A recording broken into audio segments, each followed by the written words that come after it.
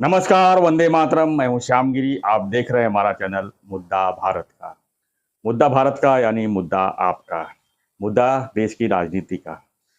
फिलहाल अभी मुद्दा चल रहा है महाराष्ट्र की राजनीति का। हम चर्चा करेंगे बावन कूले के उस बयान पर। भाजपा के महाराष्ट्र के अध्यक्ष, प्रदेश अध्यक्ष बावन कूले ने कहा है कि अधिवेशन जो चल रहा है अभी, अधिवेशन के बाद बड़ा राजकीय भूकंप आएगा। इसमें बड़ी संख्या में लोग टूट के जो है विधायक भाजपा की तरफ आएंगे। सर, आपको क्या लगता है बावनकुले का यह बयान कितना सत्य साबित हो सकता है? सर, एक मैं करेक्शन करना चाहूँगा। जी। अभी हिंदी में ये जो अक्षर है वो एक्सेप्ट किया है, ऐसा मुझे किसी ने बताया कि के बदले ल करते हैं। हाँ, ल ही करते हैं, करते नहीं है। करते हैं।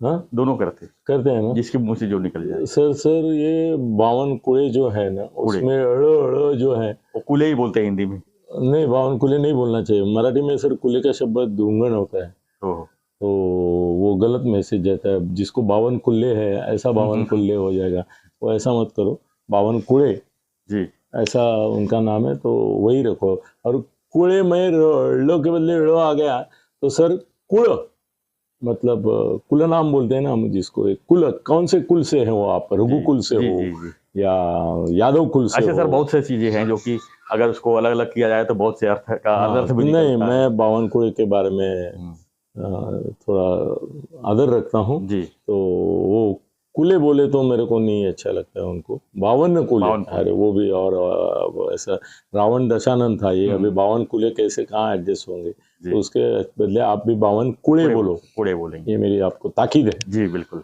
हम सुधारेंगे। हाँ, तो अभी कैसे है ना कि ये जो चंद्रशेखर बावनकुळे हैं, अभी उनका प्रॉब्लम ऐसा हो गया है कि वो सर फडणवीस के खास आदमी है। और जब पिछले 19 के चुनाव में 2019 के विधानसभा चुनाव में उनको टिकट नहीं दिया गया था। टिकट ही नहीं दिया गया था। अभी वो विधान परिषद में आए हैं, टिकट ही नहीं दिया गया था। तो उस समय उनका प्रॉब्लम ये हुआ था कि फडणवीस साहब ने उनकी पूरी ताकत लगा के इनको टिकट देने के लिए कोशिश की।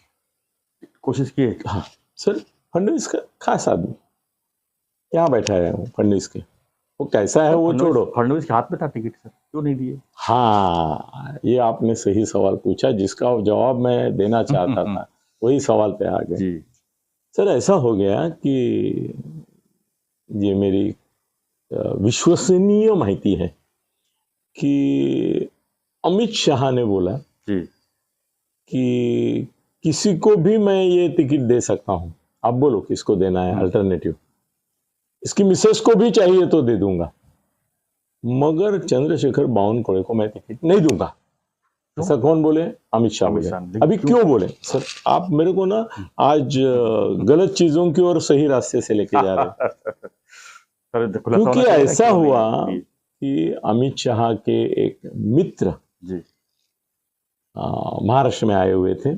14 और 19 में इनकी सत्ता थी, तो ये मंत्री थे बावनकुळे जी। तो बावनकुळे के पास वो अमित शाह जी का मित्र गया और उसने रेफरेंस दिया कि भाई अमित जी से मेरा अच्छा रिश्ता है।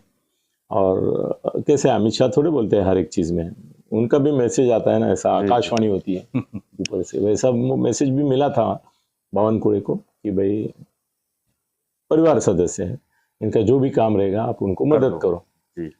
तो बावनकुळे ने, ये मैं गौप्यस्फोट नहीं कर रहा हूँ क्योंकि सर ये मालूम है सबको परिवार में, उनसे पैसा मांगा। हो, मतलब अमित शाह के आदमी से पैसा मांगा? यस, ये तो सर बहुत, और ये बात जो है अनहोनी वाला होनी हो गया है। वो अमित शाह तक पहुंच गई क्योंकि अमित शाह का खास विश्वासु आदमी था वो।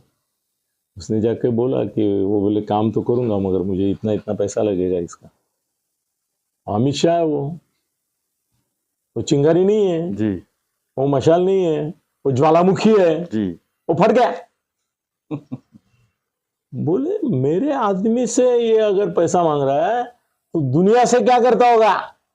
बिल्कुल सही, इसको खत्म करूंगा पॉलिटिक्स से। तो फडणवीस साहब ने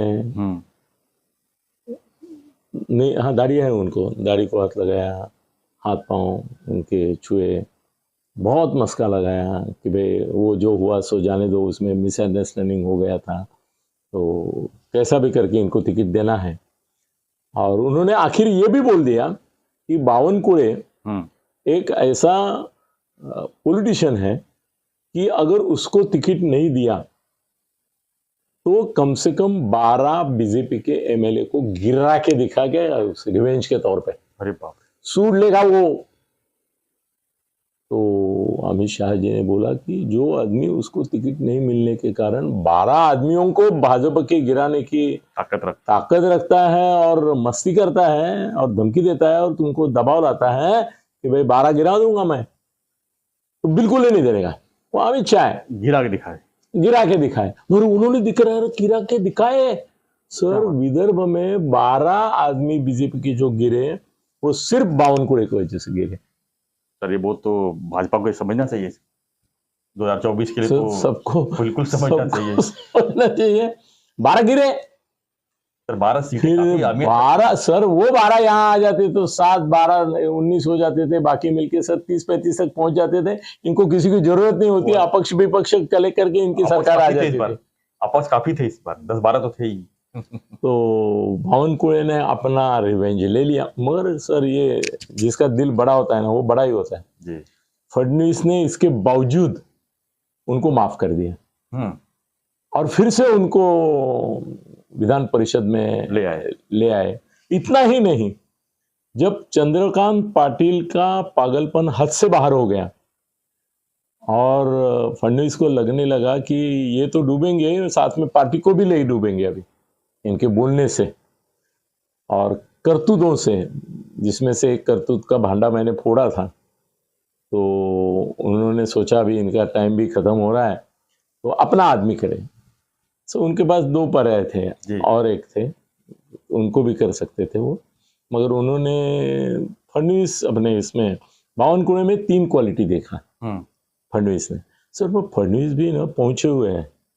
देखो फडणवीस महाराष्ट्र के एनकाउंटर स्पेशलिस्ट है। कौन है? एनकाउंटर स्पेशलिस्ट, राजकीय एनकाउंटर स्पेशलिस्ट है। ठाठा है सर, जो सर उठा के उनके तरफ देखेगा ऐसा और बोलेगा तुमको अल्टरनेटिव मैं हूं, तो उसका एनकाउंटर विनोद तावड़े मिक्स मुख्यमंत्री गेले एनकाउंटर ट्रैक ट्रैक ट्रैक, जाओ नॉर्थ ईस्ट में जाओ या हरियाणा में जाओ। पंकजा मुंडे मी लोकांच्या मनातली मुख्यमंत्री आहे, लोकांच्या मनातली आहे। सर उन्होंने धनंजय मुंडे जो है जी, वो भी उनका प्यारा है। उन्होंने धनंजय मुंडे को ताकत दे दी पूरी, फडणवीस साहब ने पूरी ताकत दे दी। सर फडणवीस साहब भी कारनामे कम नहीं करते, वो दोस्त है अपने करके हम ज्यादा नहीं बताते जी। और वो भी एनकाउंटर स्पेशलिस्ट है। उन्होंने धनंजय मुंडे को ऐसा सपोर्ट दे दिया, पंकजा मुंडे गायब, अभी तक कहीं नहीं, कहीं की नहीं है। यहाँ वहां बेचारी ये करती रहती है जी, मगर हमेशा नाराज ही रहती है। नहीं बेचारी, वो मेरे को उसका वो तकलीफ देखता हूँ ना, तो हमारे यहाँ क्या ना, बचपन में जब ग्रहण लगता था तो रास्ते पे औरतें घूमती थी, दे दान छूटे गिरान, दे दान छूटे गिरान, मतलब आप दान दो तो आपको जो ग्रहण लग गया है वो छूटेगा, पर मेरे ऊपर पनौती आए तो चलेगा। लोग भी क्या सोचते, देखो वो ग्रहण में दान क्यों देते मालूम है? पनौती जाए सर, अपनी पनौती उसके ऊपर जाए, वो जो भिखारन है उसके ऊपर। सर क्या हरामी आदमी हो तुम, तुम्हारी पनौती उसके ऊपर जाए करके दान देते हो, ये क्या चीज हुई? वो तो वैसे परेशान है और परेशान कर दो तो सर वो छोड़ो। मगर वो मेरे को जब भी मेरे सर गोपीनाथ मुंडे जी से मेरा बहुत दिल का वास्ता था। प्रवीण महाजन, प्रमोद महाजन, ये फैमिली से मेरा बहुत संबंध जुड़ा था। उनके सर कुछ ऐसे सीक्रेट्स भी मुझे मालूम है कि जो मैं बोल दूं तो मार खाऊंगा, तो मगर बोल दूं तो भूकंप आ जाएगा। अरे क्या भूकंप की बात करे, वो छोड़ो वाली बात मत किया करो सर। नहीं आप मार खाएंगे, वो नहीं मुझे लगेगा। तो सर वो पंकजा बेचारी अलग अलग व्यासपीठों पे जाती है, सीधी लड़की है, सादी लड़की है बेचारी, और वो डिजर्व करती है। वो उसने मंत्री पद भी अच्छा चलाया था और एक रिस्पेक्टेबल लेडी है। मुख्यमंत्री लेवल की है वो सर अभी सुनो ना, अगले वीडियो में आगे नहीं, कभी वो इसके ऊपर अलग करेंगे तब बोलूंगा। जी मगर सर वो रिस्पेक्टेबल लेडी है, उसने अपने चरित्र और चारित्र को बहुत बिल्कुल अच्छी तरह से रिस्पेक्टफुली संभाला है। मगर वो मुझे हमेशा देदान सूर्यगिरान करके घूमती हुई लगे रहती है कि भाई मेरे को कोई मंत्री पद दो, आमदार पद दो, कोई तो पद दो, ताकि मैं ये, उसको अभी राष्ट्रीय सचिव बनाया है, हाँ जिसका कोई लेना देना नहीं होता है सर। आपको अगर महाराष्ट्र की राजनीति से फेंक देना है तो जैसे विनोद तावड़े को किया, क्या ऊपर बैठो, तो ऊपर बैठो मतलब सर क्या होता है ना कि गाड़ी में लोकल में हम लोग सीट पे बैठते हैं और अपना बैगेज जो रहता है ऊपर वो जो है ना जाली उसमें रखते हैं, वो ऊपर के सचिव पद वगैरह जो है वो जाली जैसे होते हैं, वहां पे रख दिया तो सामान हो गया, आप मतलब लगेज बेस्ट शब्द आपने यूज किया, तो वो हो गया। अभी इनकाउंटर स्पेशलिस्ट फडणवीस की टारगेट पर चंद्रकांत दादा आ गए तो उन्होंने उसको 10 नंबर का या 13 नंबर का मंत्री बना के रखा, और उसका कारण एक तरह से मैं भी हूँ। वो इनकाउंटर उनका जो हुआ, वो इनकाउंटर करने के लिए गोली आप बन गए, गोली मैं बन गया, वो छोड़ो, वो बड़ी बात है। मगर सर अभी मेरे को कभी कभी डर लगता है, क्या है ना, आशीष मेरा जिगरी दोस्त है, आशीष शेलार, तो अभी वही बच्चा है जो मुख्यमंत्री पद की रेस में है, और दूसरा है राधा कृष्ण विखे पाटिल, एक है मुख्यमंत्री पद की रेस में, और एक ये है, ये दो है, ये दो एनकाउंटर अभी तक बाकी है फडणवीस साहब के। हाँ, मगर मालूम नहीं करेंगे नहीं करेंगे, शायद कुछ अलग भी सोचेंगे। हो सकता है कि उनमें से एक को वो अपना उत्तराधिकारी करके भी मनोनीत कर सकते हैं, उनके हाथ में, वो दिल्ली जाते समय वो क्या करेंगे वो बात अलग है। तो सर अभी ये जो बावनकुळे जो है, बावनकुळे सर, उन्होंने देखो ना फडणवीस साहब को सर, उनकी सौंदर्य दृष्टि, कलात्मक दृष्टि, आर्टिस्टिक सेंस, पर्सनालिटी के बारे में उनके मन में इतना अवेयरनेस है, इसके कई सारे प्रूफ हैं जी उनके जीवन में। खुद अपने को वो जिस तरह से ढाला है उन्होंने, जिस तरह से उन्होंने अपना पर्सनालिटी के ग्लैमरस, एलिगेंट और ऐसा बना के रखा है। और अमृता जी, उन्होंने चुना उसको, तो अमृता जी भी ग्लैमरस लेडी है। तो सर वो फडणवीस साहब जब अध्यक्ष चुनने की बारी आती है और उनके हाथ में रहता है, तब ऐसे आदमी को क्यों चुनते हैं ये मेरे समझ में नहीं आता है, कि जिनको मालूम है कि ये पागलपन करेगा, इसका पर्सनालिटी देख के ही लोग बोलेंगे अरे काय यार, काय चेहरा, काय वाकडी तोंड, काय डोळे फिरवणं, काय ते तेलकटपणा, काय ते डोळे कर कर कर कर कर कर फिरवणं, काय बोलणं, ऐसा बोलेगा। ऐसा आदमी चंद्रकांत पाटिल को उन्होंने पहले चुना, उनके हाथ में था, उन्होंने सजेस्ट किया कि चंद्रकांत पाटिल हो गए, और वो दिन भर रोज उनका ऐसा प्रण है सर, उन्होंने ऐसी प्रतिज्ञा ली है, तो सुबह उठते हैं बोलते हैं आज भगवान मेरे को दुर्बुद्धि दे, हम बोलते हैं सद्बुद्धि दे, दुर्बुद्धि दे, कोई तो एक ऐसा सेंटेंस पूरे दिन में मेरे मुंह से निकलेगी जिसकी वजह से बवाल मच जाएगा, मैं भी बदनाम हो जाऊंगा और भारतीय जनता पक्ष भी बदनाम हो जाएगा। ऐसी प्रार्थना करते वो रोज सुबह उठ के। सर उनको हटा दिया, चलो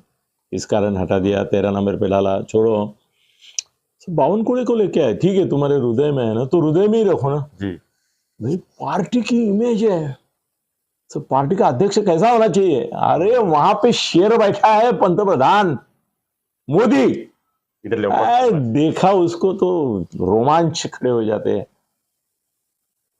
फडणवीस की भी पर्सनालिटी बहुत इंप्रेसिव है, उनको भी लोग देखते हैं तो बोलते हैं हाँ ये चीफ मिनिस्टर का चेहरा है, ये पर्सनालिटी है। और उन्होंने बावनकुळे को चुना, तो बावनकुळे को, अब मेरे को कभी लगता है मैं इन लोगों का गुरु बन जाऊं, सिखाऊं उनको कैसा देखना है। सच में वो बावनकुळे जो है वो टीव्ही पे खड़ा हो जाएंगे। आता काय ते त्यांचं सगळं संपलेलं आहे, ते आता डेंजर झोन मध्ये आहे त्यांचं। आता बघा तुम्ही त्यांचे कसे फुटतात, असे असे डोळे वटारलेले करतात, मराठीमध्ये आम्ही त्याला वटारलेले डोळे म्हणतो, ऐसे बड़े आंखें करते हैं। वो आंख टीवी के कैमरे में नहीं जाती है, वो यहाँ जाएगी वहां जाएगी वहां जाएगी, मुंह भी जितना टेढ़ा कर सकते उतना करते। अच्छा मुंह है चेहरा नहीं है, पर फिर भी वो करते हैं और बोलते हैं, और बोलते भी ऐसा है कि सामने वाले मीडिया वाले भी हंसते होंगे कि क्या यार, मगर ठीक है, अपने को क्या चाहिए, टीआरपी। वो टीआरपी के भूखेले हैं, उनको ऐसा ही आदमी चाहिए जो गलत बोलेगा, उल्टा सीधा बोलेगा, तो वो तुरंत उठा लेते हैं। बट फडणवीस की छवि खराब हो जाती है उसमें।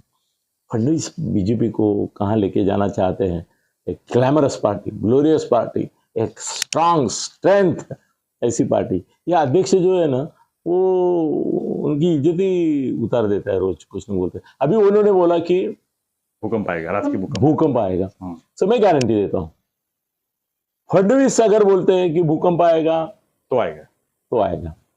बावनकुळे अगर भूकंप आता बोले तो आने वाला होगा तो भी नहीं आएगा। उनकी मुंह पे वो काला तिल है, उल्टी जीभ है उनकी, वो जो बोलेंगे उसके विपरीत होता है। सर अभी सुप्रीम कोर्ट का निर्णय आता नहीं है जी, तब ये मंत्रिमंडल नहीं बना पा रहे।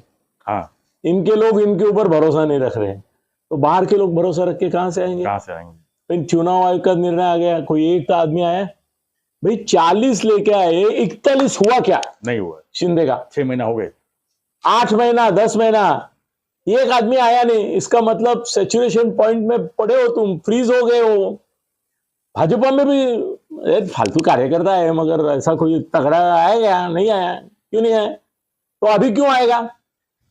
तो सब सुप्रीम कोर्ट की राह देख रहे हैं। सुप्रीम कोर्ट जब तक शिंदे को क्लियर नहीं करते, सरकार को क्लियर नहीं करते, कोई नहीं हटेगा। तर लवकरच भूकंप येणार आहे, और ये असा कसा भूकंप, ते असा कंप सुटल्यासारखं नको बोलू आधी। एक तर कंप मालूम है ना जिसको बोलते हैं, ऐसा थरथराट। तो तुम पहले कंप जो होता है तुम्हारा बंद करो, धरनी कंप की बात बाद में करो। सर वे बावनकुळे ना बेचारे मेरे प्यारे दिल के राजा फडणवीस साहब को बहुत संकट में डालता है ऐसी बातें करके। मगर फडणवीस को भी ऐसे ही लोग चाहिए सर, ऐसे ही लोग चाहिए, क्योंकि किसी भी नेता को अपने से शाना नेता नहीं लगता है, ताकि रिमोट से कंट्रोल हो। हाँ, रिमोट से नहीं, खाली देखा तो ऐसा होना चाहिए, ऐसा ही नेता लगता है उनको। अभी हमारे यहाँ भी देखो ना, लोकल लेवल पे जितेंद्र कितना तेज तर्रार और तेजस्वी है, उसने किसको बना के रखा? आनंद परांजपे को, जिसके मुंह की मक्खी नहीं उड़ती। मैं कई बार पूछा, अरे तू इतना तेज तर्रार है, हाय दणदणीत खणखणीत सणसणीत असा एक लीडर बनव तुझ्या बरोबर, जो तुला बरोबरीने मदत करेल। तो म्हणे सर बरोबरीने मदत नाही करत, तो लगेच आपली बरोबरी करतो आणि आपली वाजवायला घेतो। आपल्याला असा बुद्धू माणूसच पाहिजे। ये कौन बोला? जितेंद्र बोला। सर ये सब कर रहे, मेरे को मेरे कंपटीशन में नहीं कोई चाहिए, ढूंढो बुद्धू। अभी बुद्धू लोगों के लिए अच्छे दिन है सर जी, हर एक आदमी बुद्धू ढूंढ रहा है। उनको तो अभी उसको हर एक को बुद्धू चाहिए कि जो सामने से बुद्धू शाने निकल गया। सर बाद में होते हैं ना कुछ बुद्धू शाने होते हैं ना, ऐसे बुद्धू भी निकले, शाने हुए। अभी उद्धव की भी तलाश वही है, वही सब एक संजय छोड़ के बाकी सब बुद्धुओं का मेला जमा कर बैठा है उसने, सभी का वो ऐसा है। तो चलो बावनकुळे जी को मत सीरियसली हो सर, हमने इतना टाइम वेस्ट किया ऐसा लगता है मुझे, पर फिर भी लोगों को मजा आया होगा। धन्यवाद धन्यवाद धन्यवाद। हम चर्चा कर रहे थे बावनकुळे के उस बयान पे कि अधिवेशन के बाद राजकीय भूकंप आएगा। अभी क्या भूकंप आएगा वो तो अभी समय ही बताएगा, लेकिन अधिवेशन के बाद हम इंतजार करेंगे सर, 2-4 दिन तो इंतजार करना ही पड़ेगा। तो आपको हमारा ये विश्लेषण कैसा लगा? हम आपके दिमाग में भी कुछ सवाल आ रहे होंगे तो हमें कमेंट बॉक्स में लिखिए, और जो हमारा रिक्वेस्ट है सब्सक्राइब करने का, उसको जरूर फॉलो करें, ताकि हम अपने आपको रोज जो है राजकीय जो विश्लेषण है आपको रोज तक पहुँचा सके। और बने रहिए हमारे साथ। धन्यवाद। जय हिंद, जय महाराष्ट्र।